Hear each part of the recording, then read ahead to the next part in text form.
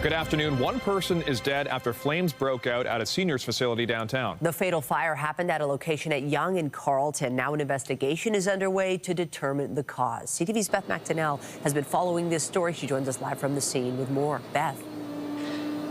Michelle, Sean, it's a tragic outcome at this seniors home near Yonge and College. The fire broke out on the 8th floor, claiming the life of one person. I'm going to show you now where that fire took place. Just have a look up at that blown out window. You can see the burnt brick just on the top of that window. Now, this fire broke out around 10 o'clock last night. You can see it's quite a large structure with many units. Firefighters say the person who died was found in their bed, and all efforts were made to save them. We are trying to learn more about that person. We've asked officials for their age and gender. Initially, the person was deemed critically injured, but we learned today they didn't make it. First and crews made immediate entry, had to force their way into a unit on the 8th floor where they were met with heavy smoke and heat. Crews immediately started their primary search, while other crews arrived to back them up and start firefighting operations. Crews rescued one individual from the unit who was vital signs absent, brought them down, and started immediate life-saving measures. That individual was then transported to the care of Toronto Paramedic Services, where unfortunately they were pronounced deceased. The fire was fully extinguished last night. Now the investigation is underway into how it started. Fire crews say whether smoke alarms were working is part of the investigation. Reporting live, I'm Beth Macdonell. Sean and Michelle, back to you. Thank you, Beth. To another investigation now ongoing after a toddler fell to their death from a high-rise in North York. Police called to a building near Don Mills Road and Graydon Hall Drive around 12:20 yesterday afternoon for reports that a child had fallen from the building. The toddler was pronounced dead at the scene. Police have not provided any further details about this incident, but say an investigation is ongoing. A motorcyclist is dead following a collision in Scarborough. Police say the motorcycle made contact with another vehicle on Orton Park Road near Ellesmere just after 6 p.m. The motorcyclist lost control and collided with the tree. The rider, a man in his 40s, was pronounced dead at the scene. No other injuries have been reported. Police are searching for a suspect wanted in connection with a hit-and-run in Parkdale overnight. It happened in the area of Queen and Jameson just before 3 a.m. Paramedics say a man was struck and taken to hospital with serious injuries. The suspect vehicle left the scene. Police have not provided a description of the vehicle at this point. And a man was sent to hospital after being struck by a vehicle near Lawrence Avenue and Weston Road last night. This happened just before 10:30 p.m. The victim, a man in his 50s, was taken to hospital with non-life-threatening injuries. The driver involved remained on scene. The circumstances leading to this man being struck are still under investigation. Ontario Health Minister Sylvia Jones has confirmed a third person is in isolation in Ontario because of Hantavirus. The couple in Grey Bruce absolutely is still self-isolating. They continue to be asymptomatic, and obviously the local public health unit is monitoring closely. We do have a third individual in the Peel region who is also isolating and being monitored by the local public health unit. On Friday, health officials confirmed 2 people from the same household were isolating in the Grey Bruce County area. Jones says that couple continues to be asymptomatic. Peel Public Health says the person isolating in their region is not a resident but a visitor. They do not have any symptoms currently. This news comes as 4 Canadians who were aboard the Dutch cruise ship at the center of the deadly Hantavirus outbreak are now isolating in British Columbia. We'll have more on the situation a little later in the newscast. Well, a groundbreaking ceremony was held at Pearson Airport this morning. It marks the beginning of one of the largest airport infrastructure programs in Canadian history. CTV's Rahim Ladhani joins us live now from Pearson with all the details. Rahim. Michelle and Sean, good afternoon. Toronto Pearson announced today that they are undergoing a once-in-a-generation overhaul of Canada's busiest airport. Officials today announcing an infrastructure project called Pearson LIFT. LIFT stands for Long-Term Investment in Facilities and Terminals. It's going to happen in phases over the next decade. Part one, a $3 billion investment. That's billion with a B.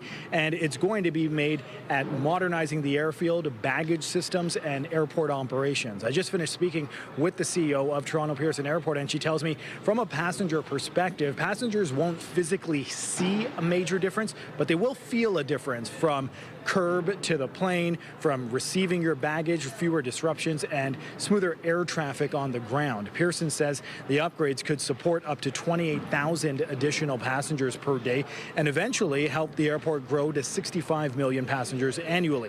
Officials are calling it one of the largest airport infrastructure programs in Canadian history. I want you to have a listen to what the CEO of Pearson had to say, as well as Brampton Mayor Patrick Brown, who was also on hand. We're building a new high-speed taxiway that will speed up the time from runway to gates. And you hear it at many airports, but in this case, as it's completed, you'll hear less of the pilot saying, we're here early and we're waiting for a gate. So this will help with that. This project is so important. This isn't just the gateway to the world, it's the gateway to opportunity for residents in the GTA. I can tell you nearly 10,000 Bramptonians work right here at Pearson. These are good jobs. They're great jobs that strengthen the community and support families. And there's a strong connection between this airport and our local economy. I know from a Brampton perspective, Pearson spends approximately $95 million each year on goods and services. If you look at the numbers in Mississauga and Toronto and Vaughan, there's a huge spillover effect of the economic development that occurs here at Pearson. So this infrastructure project is going to take place in phases over the next decade. And Deborah Flint told me that she expects passengers not to experience any disruptions over this construction timeline. Reporting live, I'm Rahim Ladhani. Michelle, I'll send it back to you. Thank you, Rahim. A new report from the Canadian Centre for Policy Alternatives finds hospital admission wait times in Ontario have increased by 52% over the past 5 years. The report finds 90% of patients spent 44 hours in the emergency department awaiting admission. It is placing the blame on what it calls perpetual budget deficits and government underfunding. The organization says the majority of Ontario's 136 hospitals have carried operational deficits since 2022. Ontario is at the bottom of the provinces in terms of total healthcare spending per capita. It's also at the bottom in terms of hospital spending per capita. So I think the issue here is it's one of inadequate funding all around. And again, those impacts are uneven across communities in the province. This will be the fourth year in a row where we have invested $1.1 billion in hospital annualized operating budgets, which equates to about 4%. Last year in particular, we very much focused down to make sure that those hospitals experiencing very high deficit rates, primarily remote and rural, received an additional increase to their operating dollars. We're going to keep doing this work. The report says hospital costs are rising 6% each year. Ontario NDP leader Marit Stiles is introducing a bill to create summer jobs for Ontario youth. She says the Premier has had 8 years to address the issue, but hasn't. Young people in Ontario are doing everything right. The ones who are lucky enough to have a job work hard. The ones who don't have a job are leaving no stone unturned trying to find one. They're trying to save their future. They're trying to save for their future while they have to stretch a dollar as far as it goes just to make ends meet. And when they ask the Premier for help, what are they met with? Condescension. Work harder, he says. Invest in your future, he says. Well, Premier, it is your job to invest in Ontario's next generation. If you don't want to come up with a plan, New Democrats will. New Democrats say life in Ontario is becoming less affordable and there are fewer opportunities for young people. Parthy Kundavel, the councillor for Ward 20 Scarborough Southwest, says he's being investigated by the OPP. Kundavel took to social media on Friday, writing, "I was surprised to learn of an OPP investigation into allegations against me. I recognize this is difficult news and hope to resolve the situation quickly. I've worked hard to earn the trust of the people of Scarborough Southwest, which I take seriously. I've strived to maintain the highest standards of ethics and integrity and will address any allegations that suggest otherwise. I'm still learning more about the investigation and the nature of the allegations and will share more as I can." The OPP have not yet provided further details on this investigation. The race to replace Brad Bradford as councillor in Beaches East York is expanding. Natalie Johnson is registering as a candidate in that ward. She joins 6 others currently seeking the position. They are James Dan, Tyson Legg, Kevin Morrison, Adam Smith, Austin Vieira, and Jeff Wall. CTV News released a statement which reads, "Upon being advised by video journalist Natalie Johnson that she was considering running for Toronto City Council this October, CTV News immediately ceased using her in any on-air or editorial capacity and will continue to not do so until after the municipal election. We thank Natalie for her many journalistic contributions over her 19 years at CTV News as she pursues this new opportunity." A note for commuters as there is an early subway closure on a stretch of Line 2 to be aware of this week. Starting tonight, service will end just before midnight between St. George and Woodbine stations. This early closure will run through Friday and is being done to accommodate track work in the area. Shuttle buses will run instead with regular service resuming each morning at 6 a.m. The FIFA World Cup is quickly approaching and at least one part of the city is ready. A soccer pitch has replaced the skating rink in Nathan Phillips Square. It's just one of the ways the city's marking its status as a host for the tournament. And here's a live look at the pitch while the tournament begins on June 11th. The first match in Toronto will be on June 12th when Canada plays Bosnia-Herzegovina. Hopefully, the weather will be good. But for this one, Lindsay Morrison's joining us to say it's a little bit colder than we would have liked for this time of year, right, Lindsay? Yeah, this trend continues, Sean. We've been below seasonal pretty well the entire month of May so far. And as we make our way through the rest of this week, signs of change. So that's some good news. Here's a look at the current satellite and radar. We've got some spotty showers, mainly to the east of Georgian Bay and through eastern Ontario. A couple of rounds of wet weather made their way across Lake Ontario a little bit earlier this morning. We're at 11 degrees right now. We're forecasting a daytime high of 13. Normal temperature this time of year is 18 degrees. Right now, winds are coming from the northwest. We are expecting a bit of a change in wind direction as the day goes on. Here's your day at a glance. Mix of sun and cloud. Again, below seasonal. Sunset time tonight is going to be just after 8:30. There is some good news. Again, as we make our way through this week, we are going to warm up into the low 20s. I'll show you when coming up. But for now, Sean, back to you. Thanks, Lindsay. Well, today marks the last day for people to fill out their census forms. Stats Canada says the reminder letters will be sent out to households that don't complete the form on time. They may also follow up with phone calls and in-person visits. Not completing the form could eventually result in a $500 fine. The census is completed every 5 years, and the information is used in population-based decisions on how public resources are allocated. Well, a Canadian teen living with severe disabilities could soon be without her parents as they may be removed from the country later this month. They say leaving her in Canada alone is not safe, but taking her back home to Hungary would be even worse due to ethnic discrimination. CTV's Kamal Karamali has the story. This family revolves around Jessica Nudge. The 15-year-old lives with severe cognitive and physical disabilities, including blindness, and soon she may be left on her own with her parents facing a forced removal from Canada. It was terrifying even just to think what's going to happen to us. Through a translator, her family telling us their other option of taking her with them back to Hungary would be even worse, with the discrimination they say they face as Roma people. As part of the Roma community in Hungary, what would happen to your family if you were sent back? There were a lot of attacks, there were a lot of abuse.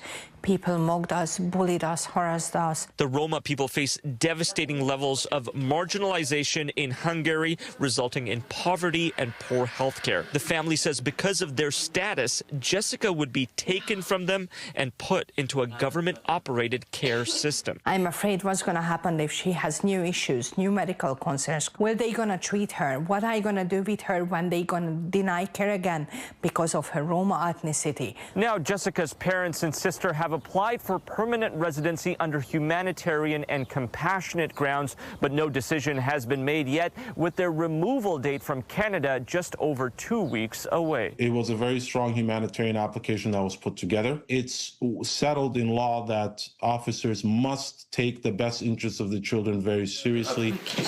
Even then, these parents not sure why a decision on their case is taking years. The immigration minister's office not responding to CTV News by our deadline, with time running out. I don't know what's going to happen to us, living in the fear every single day. In their fight to stay together in Canada as a family.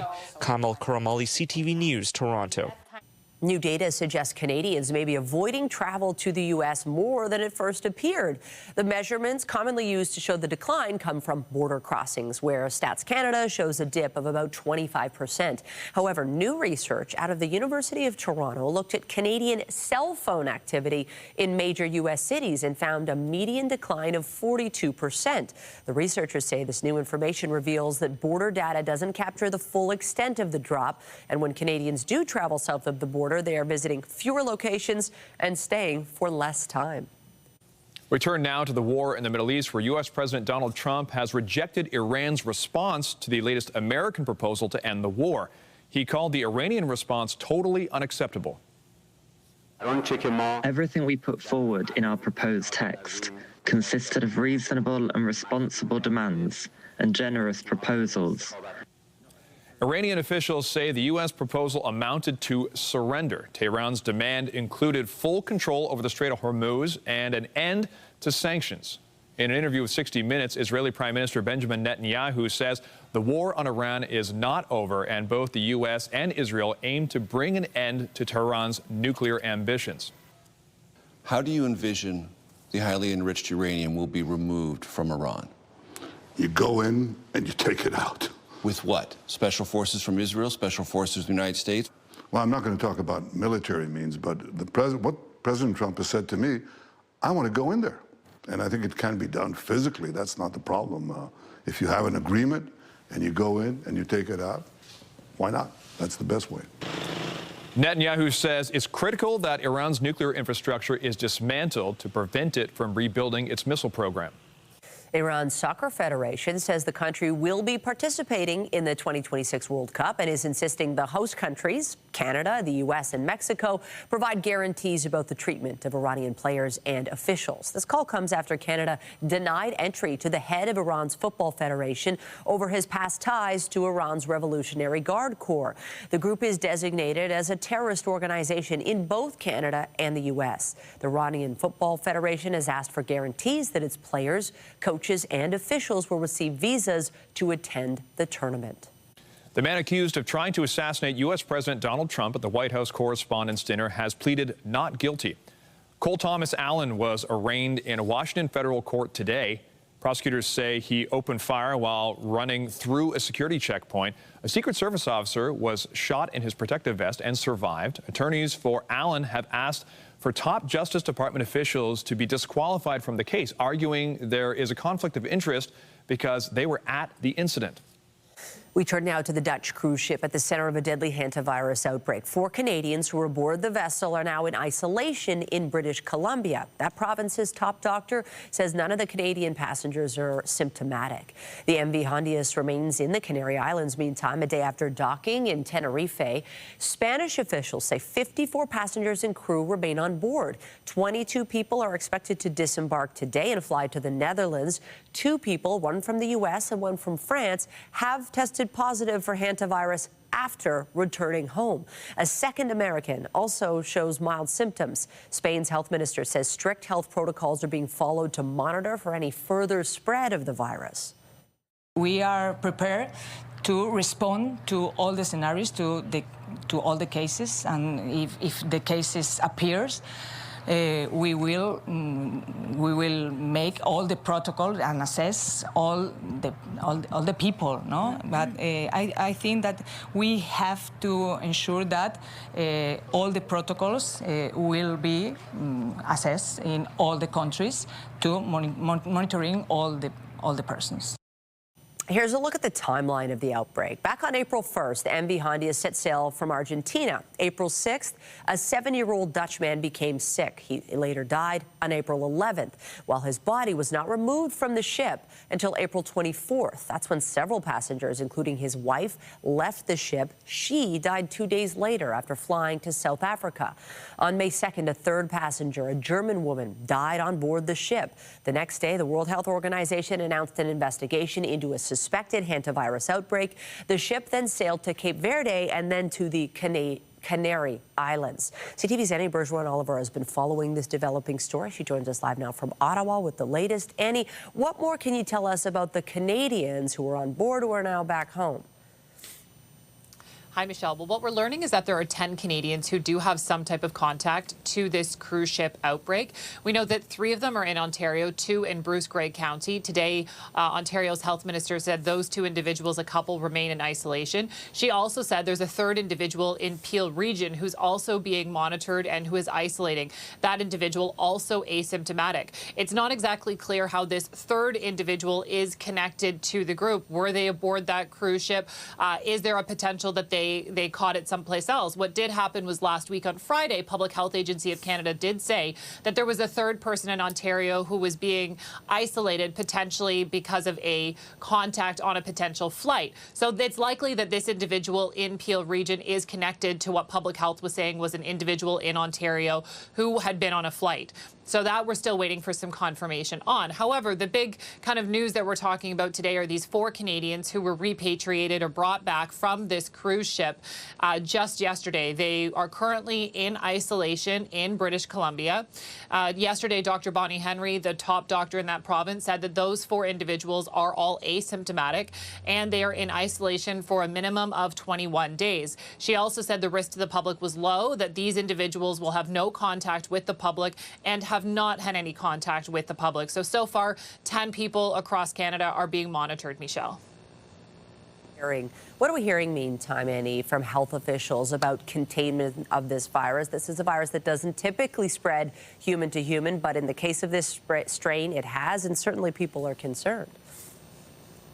That's true. They are saying that this Andes strain does have the ability to move from person to person. But as you point out, health officials are saying that it's very rare and in very limited cases. But you do see health agencies taking this seriously. Just the fact that the head of the WHO was there yesterday in the Canary Islands taking questions, having a press conference as these passengers were being taken off the cruise ship and taken back to different countries. Yesterday, he said that this is not the COVID pandemic. He said it's different and they are working through contact tracing, trying to isolate individuals as best as possible. He said he understands a lot of people have trauma from COVID, from the isolation, from the social distancing and all these public health rules, but the head of the WHO said this is not COVID. They do believe that it's fairly contained to that cruise ship, but obviously countries around the world, including Canada, say they're taking this very seriously. They're trying to contact trace. They're ensuring that people are isolating for at least 21 days, in some cases as many as 42 days, to really ensure that the risk to the general public is as low as possible. But they are saying that, yes, this Andes strain does transmit from person to person, but they say that it's very rare that this happens and it's difficult. And so across the globe, what we're seeing is public health agencies trying to reassure the public that the risk to the general public who was not directly on that cruise ship is quite low. Michelle. CTV's Annie Bergeron-Oliver live for us in Ottawa today. Thank you. Thank you. Lindsay.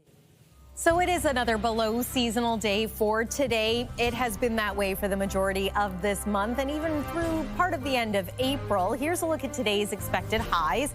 13 degrees in Toronto, 18 is the seasonal norm. Mix of sun and cloud expected though.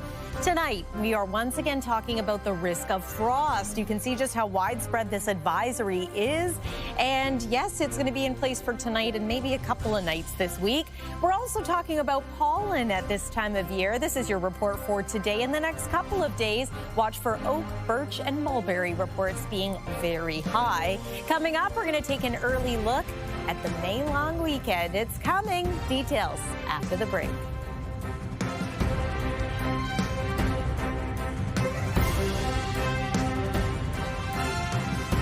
When you see it happen, send it to CTV News.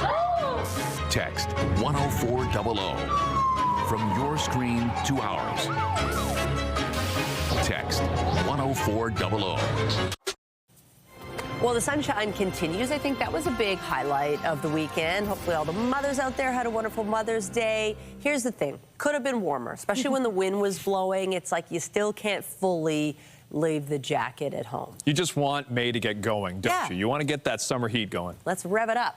Lindsay? I think it's going to get going this week. It's still going to take a few days. We are below seasonal for the next few here with the opportunity for some wet weather and some cloud cover. But I have good news, and the timing is good for the arrival of temperatures in the 20s, the roaring 20s, if you will. They might arrive just in time for us to head into our first long weekend, the unofficial start of the summer season. So let's get to your forecast. Weather is brought to you by the Presler Law Firm Injury Lawyers. You don't pay unless they win. Here's what it looked like this morning. We had some cloud cover. We had a few showers roll out over Lake Ontario too.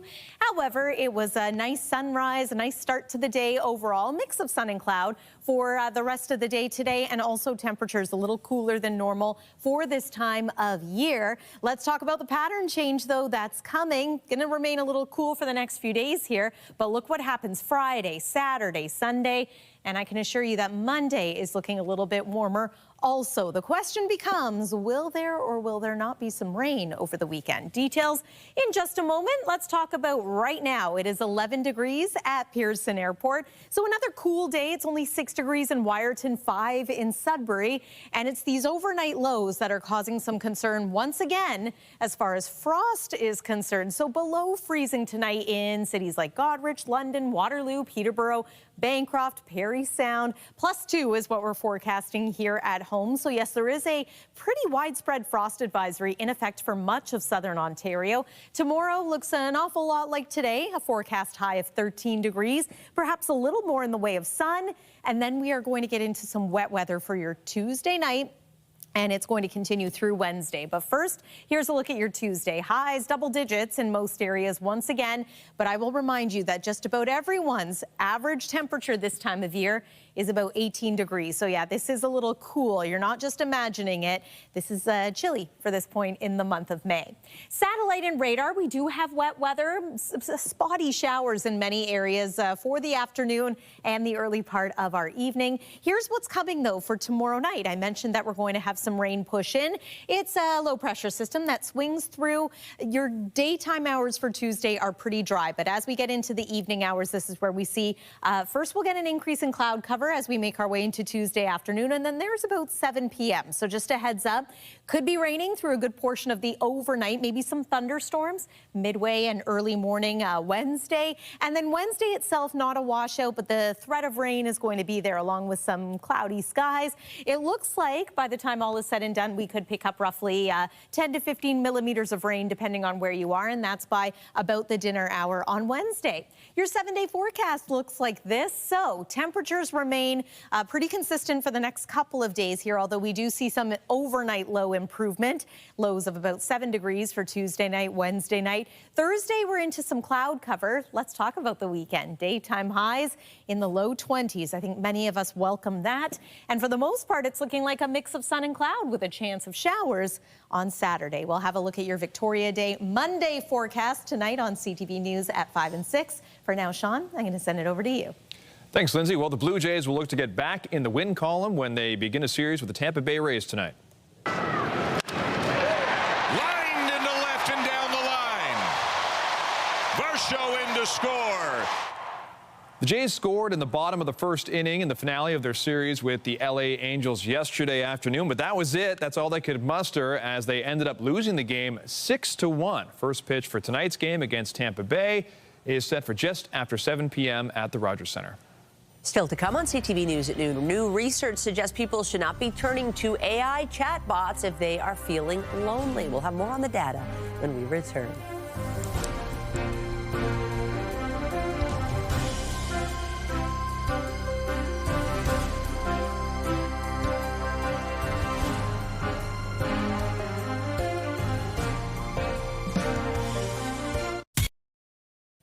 If you are lonely, an AI chatbot friend might sound like an easy fix, but new research suggests it might backfire.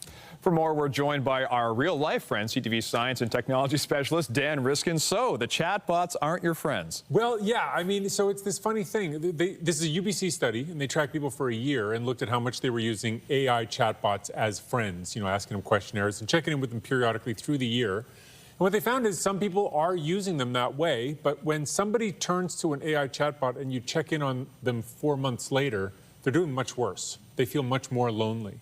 And so the thinking is, you know, you create these relationships out of loneliness, and they kind of prevent you from taking that extra step to go make a real friend or to just get outside and hang out with other people.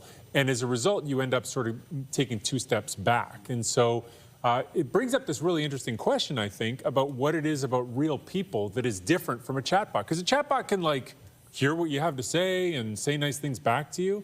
And what the researchers believe is that you actually get a lot out of listening to somebody else tell you what they're feeling as well. It's not just a data dump of, like, here's all my emotions. It's the back and forth of saying, here's how I feel, and then hearing them talk about how they're doing and what you get from that. And that is part of how you cure loneliness. Something of a cross-pollination of human connection. Totally, yeah. If you're going to use a nerdy word, exactly. Yes. Oh, you're in good company. Yeah. Let's talk about singing mice. I didn't even know there were singing mice, but these types of mice are giving clues to scientists about how speech may have evolved. Yeah, okay, so we talk, mice squeak, but there are these mice in the rainforests of Central America that do something in between. I've got a clip, so I'll play this for you. Ooh.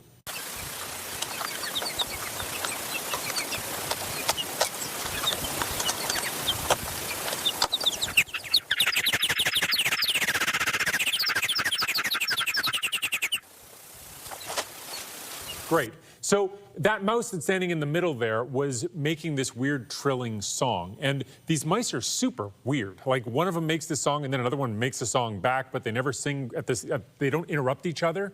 And this is thought to be like a very beginning of language kind of thing. Maybe if we had a few more million years to go, they really would be talking to each other like mice do, you know, in Disney movies. But for now, it's just the beginnings of that. And so researchers looked at sort of how the brain is built on these singing mice and compared it to lab mice, the brains of which we know very well, and found that a lot of the changes really mirror the changes that have happened in our own brains to give us speech. And so the thinking is these mice might give us a lot of clues about how that happens and what gets elaborated in the brain to give us the ability to come on CTV News and talk about mice. So moving on to a very developed singing presence, which is Eurovision, turns 70 this year, and there's something of a formula to winning. Yeah, so first of all, Eurovision, I had no idea it was such a big thing for so many years, right? But apparently ABBA got part of their start. Celine Dion. Celine Dion was on Eurovision? She won it. No kidding. Yeah. See, I'm learning things every day. Apparently, yeah,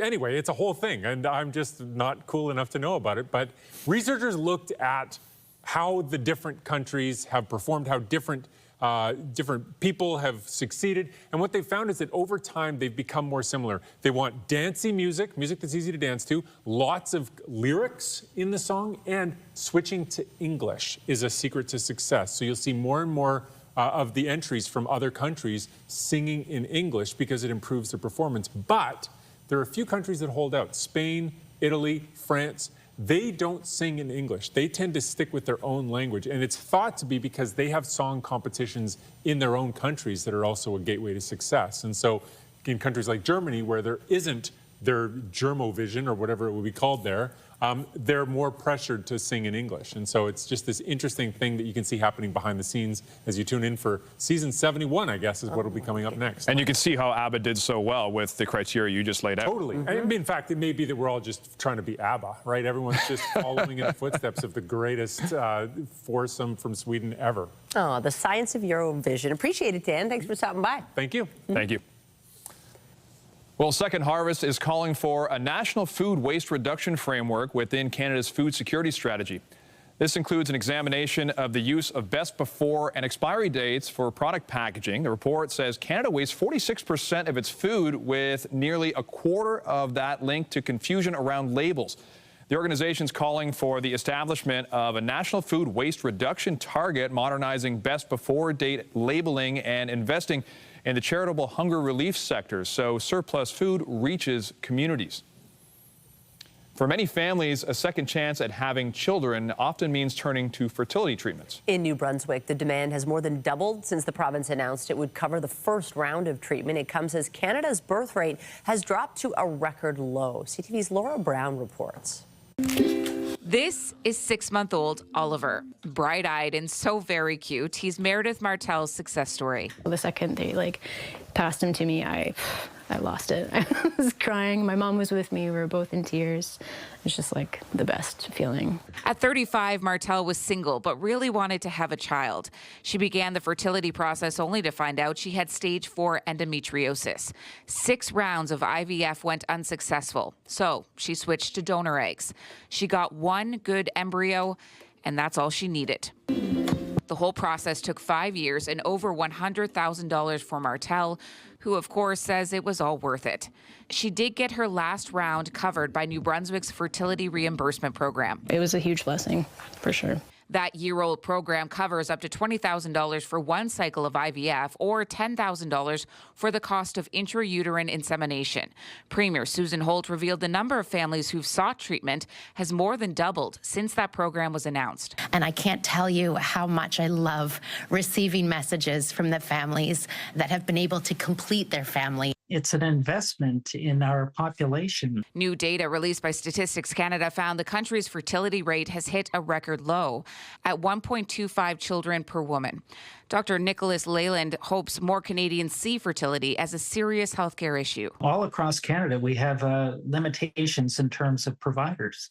So obstetrician gynecologists and primary care providers to be able to see these patients and assess them and then refer them. So there's a significant wait time. Martel is grateful for the financial support, but also hopes someday families won't have to spend quite as much as she did. Fertility care is health care. It should be covered. Laura Brown, CTV News, Moncton. A new study is looking at mothers and endometriosis. It is the first Canadian study to examine the health of babies born to mothers with the condition. It found mothers with endometriosis face a slightly higher risk of giving birth to babies with birth defects. Endometriosis impacts roughly 1 million people here in Canada, making it one of the most common gynecological conditions. Still to come, ACTRA Toronto is honoring Paul Sun-Hyung Lee. We'll have more on the details when we come back.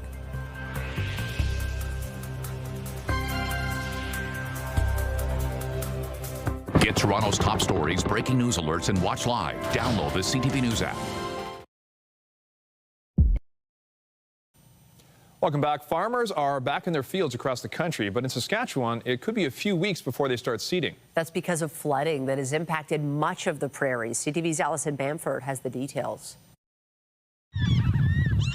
A lakeside view that would almost be serene if it wasn't in the middle of the Hoey family's field. This was technically pretty much all seeded last year. Normally, Joel Hoey would be in the field by now, planting this year's crops. But floodwaters are pushing back his timeline at least 2 to 3 weeks. We're not anywhere close. It is what it is, but at the same time, it's really just starting to eat away at your bottom line. Last year, this entire field was wheat. Hoey and his family were hoping to plant peas here this year. Likely not going to happen now unless all of this water recedes in a hurry. Rising price of fuel, the high cost of inputs, and then you got this situation that we have starting later. It's a real kind of a bummer. The area and dozens of others are under states of emergency, leading to seeding delays across the province. Later seeding just will likely translate into lower yields. That is, if some crops are seeded at all. Farmers have until mid-June to plant their crops in order for them to be covered under insurance. I'm pretty sure there's going to be quite a few acres going unseeded this spring just because they're just too wet to get into in a timely basis. Even when things dry up, flood-damaged roads will make it hard to get heavy equipment anywhere. But there's reassurance from Saskatchewan's agriculture minister that road repairs will be a priority. We're going to try and work as quickly as we can. Obviously, you got to wait till the water's gone. It's not the start Hoey wanted, but he's not writing off the year just yet. We're doing all our due diligence to get everything ready to go. hoping for a smooth season once seating gets underway. Allison Bamford, CTV News, near Paddockwood, Saskatchewan. The cost of fuel is also impacting people preparing for a favorite summer activity, boating. The rising price has some rethinking if they want to take to the water, which could have a broader economic impact. CTV's Heather Wright explains. Wet weather and high water have meant a slow start to the season at Kawartha Lakes Marina in Bobcaygeon, Ontario. Boats are being launched, but marina owner Chad Hinton says some clients are considering skipping this summer. We have a few people that are on the fence about whether or not the boat may go in. Fuel prices and general cost of living. Nationally, the average price of gas is hovering around $1.90 per litre, according to the CAA.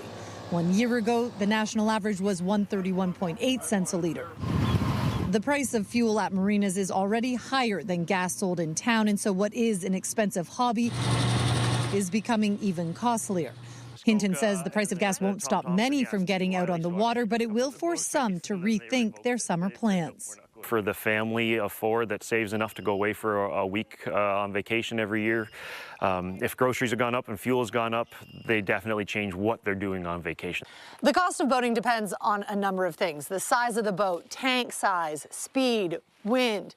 And so while some are choosing to keep their boats in storage this summer, others say they will get out on the lake but make adjustments in other areas in order to save some money. Barclay Elliott's boat is his cottage, and while he has no plans to keep it tied up this season, he is mindful of the high cost of gas. What it may do is, instead of 10 trips, I'll do 9. According to Transport Canada, more than 12 million Canadian adults participate in recreational boating each year, an industry that contributes roughly $5.6 billion to Canada's GDP. But the high cost of living and soaring gas prices could further impact an industry already experiencing uncertainty. Murray Hadfield sells boats in the Kawartha area where clients have been forced to drastically reduce their prices. They started advertising OBO, or best offer, and they still couldn't get action in the fall. While gas prices might not soon return to where they were last summer, there is some hope that they will start to come down before this boating season is over. Heather Wright, CTV News, Bobcaygeon, Ontario.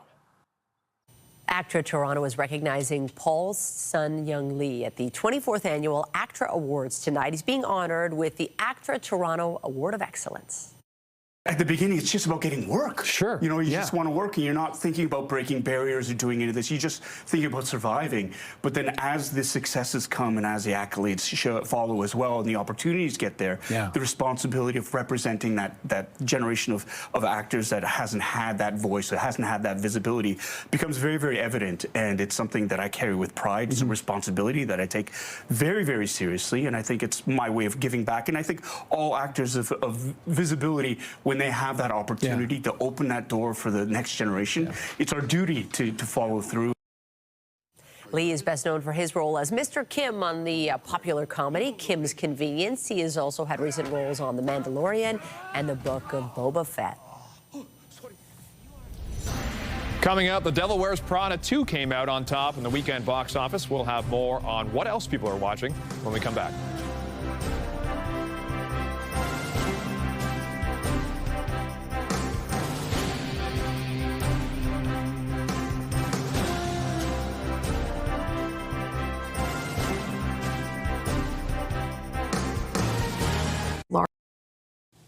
Welcome back. The Devil Wears Prada 2 stayed in style at the weekend box office.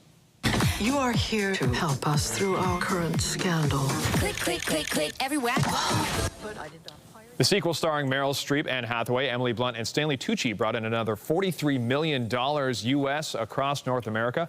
Mortal Kombat 2 debuted in second place with $40 million, while Michael danced its way into third place with $36.5 million in ticket sales. And we all have pretty young kids, and I can't remember. It's really hard to get out to the theater these days. It is. It's funny. We've all seen lots of movies probably, but they're all kids ones. Right? Yeah, exactly. I can't wait for an adult movie. Yeah, I'm looking forward to all of those, actually.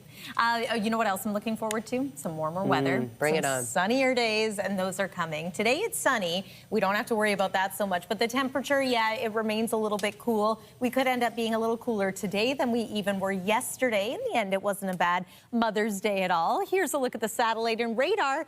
Yeah, lots of sunshine from east to west, although in the east end of the GTA, you might get clipped by a quick shower today. And then eastern Ontario, it is decidedly more unsettled compared to the GTA.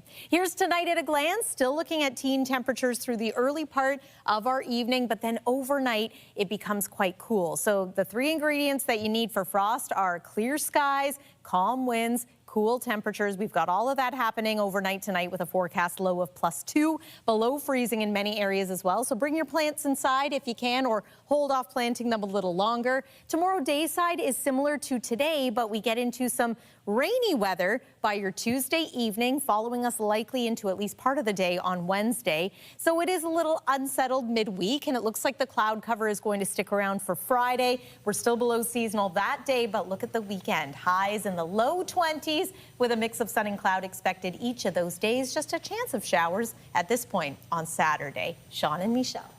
Thanks, Lindsay. And that's CTV News at noon. Remember, you can get Toronto's breaking news all day long on CP24 and at our website, ctvnewstoronto.ca. For Lindsay Morrison and the whole team here, have a pleasant afternoon. I'm Michelle Dubé. And I'm Sean Leathong. Be sure to join us later at CTV News at 5 and 6.